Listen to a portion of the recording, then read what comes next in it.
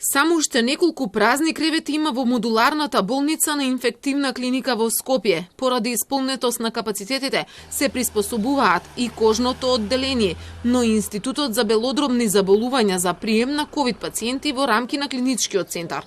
Во Скопје болницата Козле е на готовност, а дополнителни кревети се обезбедуваат и во болницата 8 септември. Во внатрешноста пак се подготвени интерните одделенија, бидејќи и тамошните инфективни веќе се пополнија.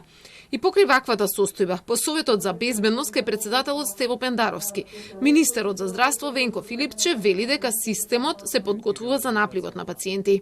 Целиот клинички центар е практично во ситуација на мобилизација. Утро имав состанок со директорите на сите интерни клиники, на списокот на лекари и медицински сестри се практично сите вработени лекари и медицински сестри од клиниките и по потреба ќе работат во дополнителните капацитети. Најпрво, со оглед на тоа што модуларната болница е скоро исполнета, Институтот за белодробни заболувања и дополнителни болнички легла во рамките на повеќе интерни клиники, клиниката за дерматологија и клиниката за неврологија, кај што има пристап до централен довод на кислород.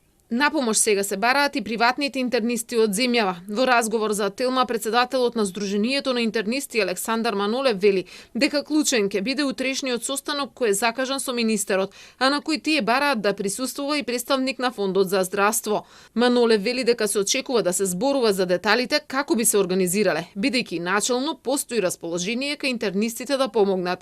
Еден од предизвиците за кои ќе се говори е пациентите кои тие ги имаат и начинот на кој ќе се лекуваат.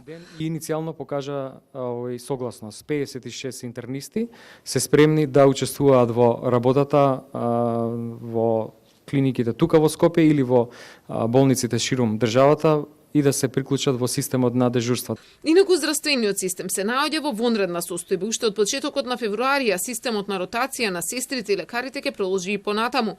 Во внатрешноста болниците веќе се во подготвителна фаза за оспособување на просторот. Одделот за дерматовенерологија. Таму планираме да во наредните 2-3 дена завршиме инфраструктурни работи кои што треба да ги направиме. Се со цел од понеделник вторник веќе да ги имаме и тие дополнителни 10 кревети таму.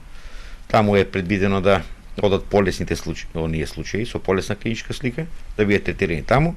Се со цел да ослободиме нови 10 кревети кои што би ги користеле на ефективниот оддел за потешки пациенти. Деновиве земјава ги достигнува рекордите во новозаразени, а вчерашната највисока бројка беше 870.